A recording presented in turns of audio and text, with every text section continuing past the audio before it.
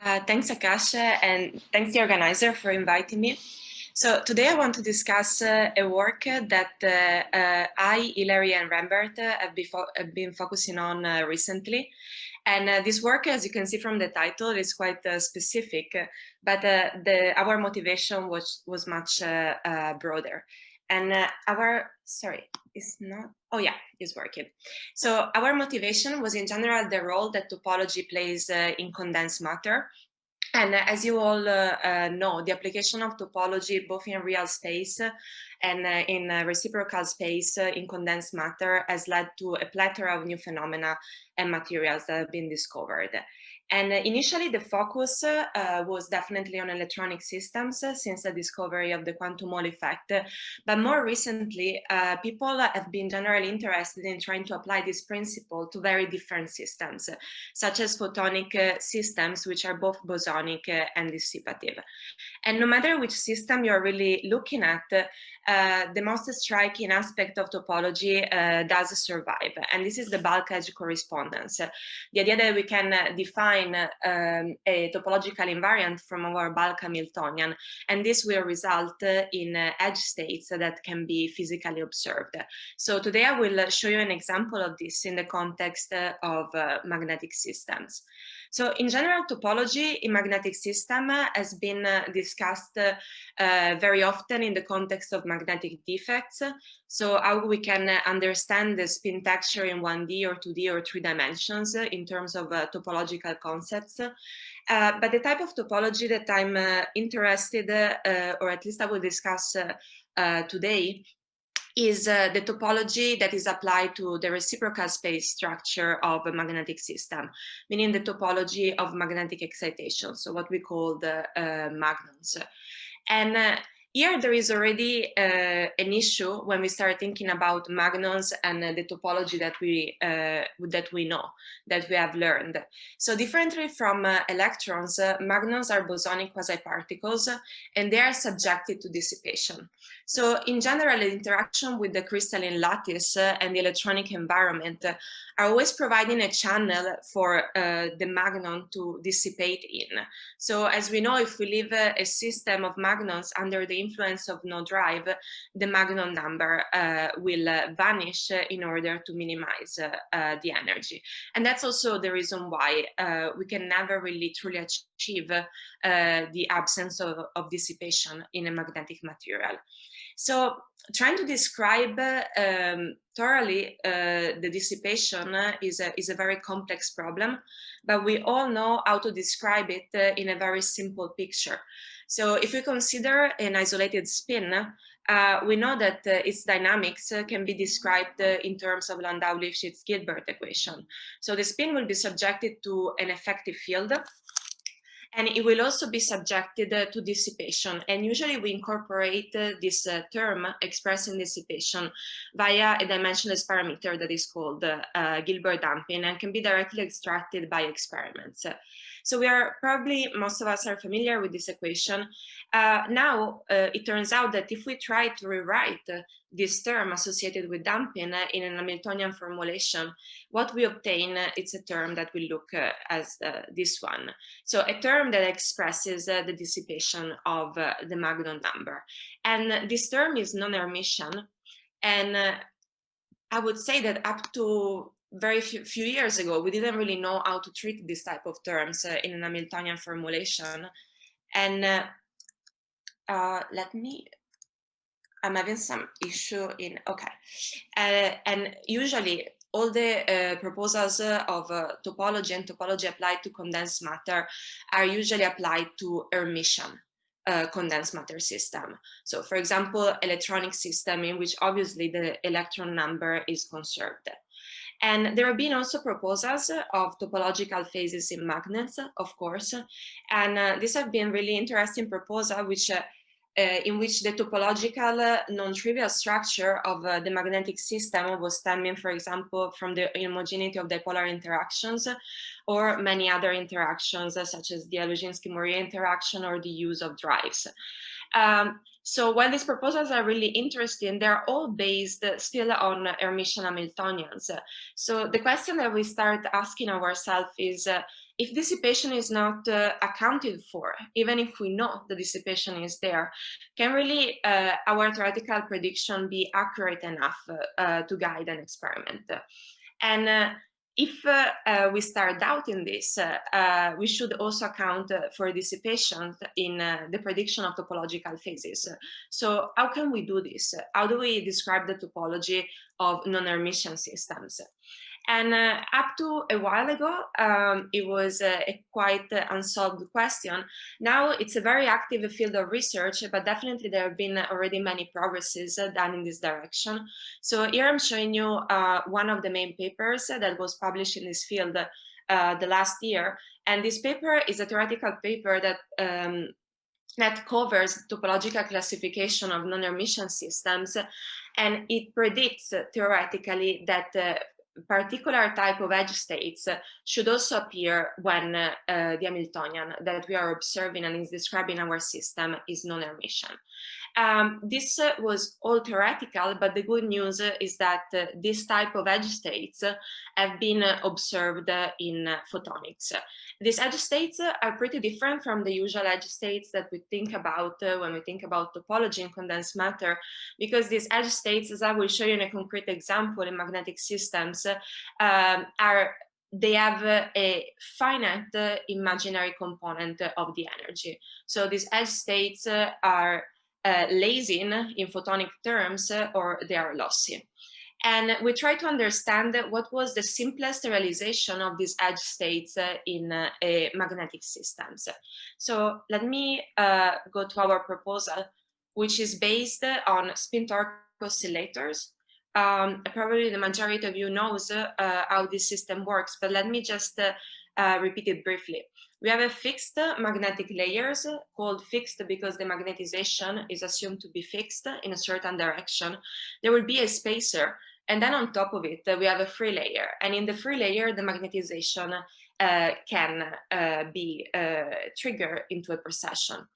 And this type of spin torque oscillator have been studied for a long time and proposed as building blocks of many spintronics applications. So usually what you do is to inject a charge current in this system. This will become spin polarized and inject a spin torque that triggers the magnetization dynamics of the free layer. And then via measuring resistance variation, you can understand what's really going on inside the spin torque oscillator.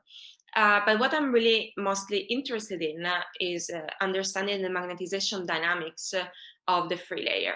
The magnetization dynamics of the free layer is quite easy to describe. So again, I'm using the Landau-Lifshitz-Gilbert equation, and here omega 0, it's an FMR frequency. So this omega 0 will be determined by the interplay between any external field or the magnetizing field that we have in the sample. This term expresses a Gilbert damping, so the damping, and also we have another term which depends on the spin current that we are injecting on the free layer. So if now we focus on the linear regime of excitations and we perform an Austen-Primakov transformation, we can see that we already obtain a non-Hermitian Hamiltonian for a single isolated spin torque oscillator. So this part is obviously Hermitian and just depends on the FMR frequency of this mode. But here we can see that the spin current and the damping are interplaying, and this is also, of course, expected physically. The damping will try to damp the precession, and the spin current will oppose to it. So in other terms, the gain and loss in our non-Hermitian description can be controlled via spin current. So once we understand the simplest model of a spin torque oscillator, we can move forward and start creating an array. So by creating this array, we think about two identical spin torque oscillators that I simply fictitiously for now label as A and B. And then there are metallic spacer between the spin torque oscillator. And this metallic spacer can mediate an RKKY-like type of coupling between the spin torque oscillators. And the strength of this coupling can be modulated by modulating the length of the metallic spacers. And for anyone that is familiar, yes, most of you with the model, you can already see a resemblance with the SSH model. We have two sublattices and an intracell and intercell coupling that can be mapped in the metallic spacers, which are modulated by their length or the type of material that we are using. Then another last ingredient is needed to fully explore a non-Hermitian topological phase in this system. What we are going to do is to imagine that we are injecting spin current only on the sites that I labeled as A sites. And I'm injecting initially exactly this amount of spin current. So this will result into gain in all the A sites. And it's key to remember that this spin current is injected in all the A sites in the system. So what I would expect normally is that they all start processing. And here instead, for the B sites, we are just not going to do anything. We are just going to leave them as inert. So as you can see, when we write down the non-Hermitian component of the Hamiltonians describing each site, the gain and the loss are exactly compensated. And this maps, as I will show you, in what is called a PT-symmetric non-Hermitian SSH model. So the next question is, since we are interested in understanding the topology of this system, is well, is there a bulk edge correspondence? So can I relate some topological invariant that I calculate for this system and the Hamiltonian to the existence of some edge modes? And usually we don't even ask this question in the context of a Hermitian system.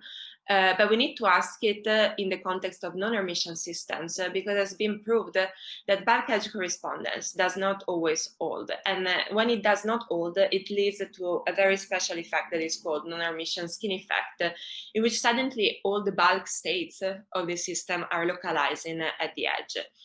But we studied different regimes of our model, and we realized that at any time, our our spectrum is associated with a line gap, and skin effects are instead associated with the spectrum with a point gap.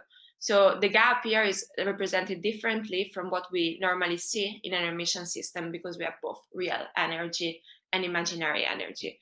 But in presence of this symmetry that we have in our system, this parity times symmetry, we don't have to worry. There is a line gap and bulk edge corresponds. And we actually tried to understand when instead we can observe the skin effect, and we didn't find, at least for this system, a physically feasible situation. So it's a rather rare effect that I think it would be interesting to investigate more.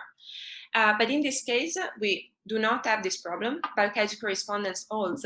So we can proceed by exactly diagonalize our Hamiltonian with open boundary conditions. So let me explain you what we observed. I'm plotting the real part of the energy with respect shifted by the FMR frequency. And here we have the ratio between the exchange mediated by the metallic spacer, the intracell and intercell, if you wish. In this region, all the bulk modes, meaning all the bulk magnetic modes associated with the spin torque oscillators that are not at the edges of the chain are gapped. But we observed two edge states that are at relatively to this shift at zero energy. Now in this violet shaded area, the edge states become degenerate with some bulk states, and here they cease to exist. Now, if you look at the imaginary part of the energy, what we can see instead is that in the same area, the bulk has a completely real spectrum, so there is nothing really exciting happening in terms of the bulk modes. But at the edges of this chain that we created, one mode that is an edge state as imaginary, positive imaginary energy, and the other as negative imaginary energy. So what does this physically mean? Sorry, I'm having some problems with the cursor. Maybe, okay, perfect. Okay, so before showing you physically what this corresponds to, let me just introduce the topological invariant that we can associate with this type of phase. And this is called a global Berry phase. Also, since non-Hermitian systems are quite active field of research, this is one of the few cases in which people seem to understand what is going on. But when we start extending this topology to this system, 3D system, and different symmetries, sometimes things are still not fully understood, and maybe because of that even more interesting. So the global Berry phase that we can associate to this system is very similar to the Berry phase that you have already encountered, except that now it's not the property of a band, but is the property of both bands in the system. And phi and psi are the right and left eigenvectors of the Hamiltonian. Now, this global Berry phase have been proven to be in direct correspondence with the number of pairs of edge states that we have in the system. So here, for example, we calculated this Berry phase in our system. Let me just explain you what this graph represents. So there will be an entire regime in which the Berry phase is equal to 1, suggesting that we have a pair of edge state. I'm calling unbroken the window between the two valued shaded area that I showed you before, in which the edge states are not degenerate with the bulk states, because the bulk states are completely gapped, and broken is where instead the edge states are still there, but the gap starts closing. So therefore we have an entire region in which this global Berry phase is 1, as we also verified by exact diagonalization, and another region in which the Berry phase is simply equal to 0, so we don't have edge modes. So what does this physically mean? So can I observe this topological non-Hermitian magnetic phase, or is this just an Hamiltonian description that doesn't really correspond physically too much? So it turns out that we can observe it, and let me show you the results of our simulation. So now we know exactly in terms of parameters where this topological phase is located. So what happens if I set myself parameter-wise in this regime, and I try to look at the magnetization dynamics? So we ran magnetization dynamic simulation for 20 coupled spin torque oscillators, and we parameterized the magnetization by a precession angle and the experimental microwave power that is emitted by the precession. And we start by initializing the system at room temperature, and we focus first on the unbroken phase. So let me remind you what is the setup. We have 20 coupled spin torque oscillators, and we are really pumping spin current in 10 of them, so in each A sides. So what I would expect normally is just to see that when I start running the simulation as a function of time, all the spin torque oscillator in which I'm pumping spin current start precessing. This is not what we observe. So that's the result of the simulation. For the bulk result turns out to be non-active, and instead the edge state that has imaginary part of the energy, which is positive, so the lasing one in photonics terms, starts precessing and reaches equilibrium microwave power. And for a long time, while we run the simulation, we don't see the bulk getting activated. Of course, if you start running it for very, very long times, there will be nonlinear effects that start playing a role, and you will see also that. But this happens after a very long interval.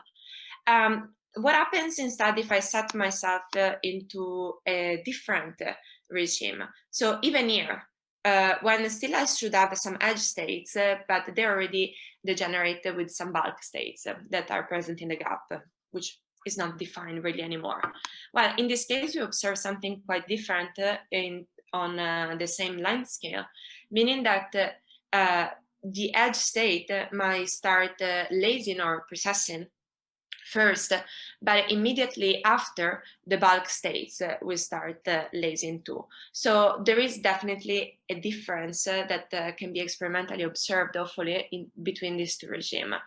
And we also looked at deviations, of course, because I think one might doubt that every parameter has been so well fine-tuned that it might not be possible to observe this effect.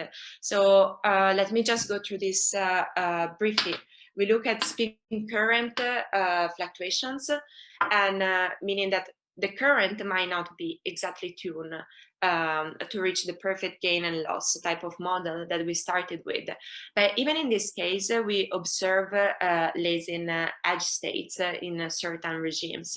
And there is also a symmetry that protects these edge states.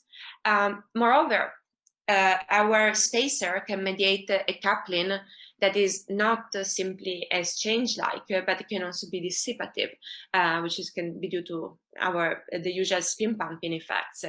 Also in this case, we find edge states in some regimes, so we are able to tune possibly our system to that regime, and these edge states are protected by another symmetry that is defined in the context of non-Hermitian topological classification.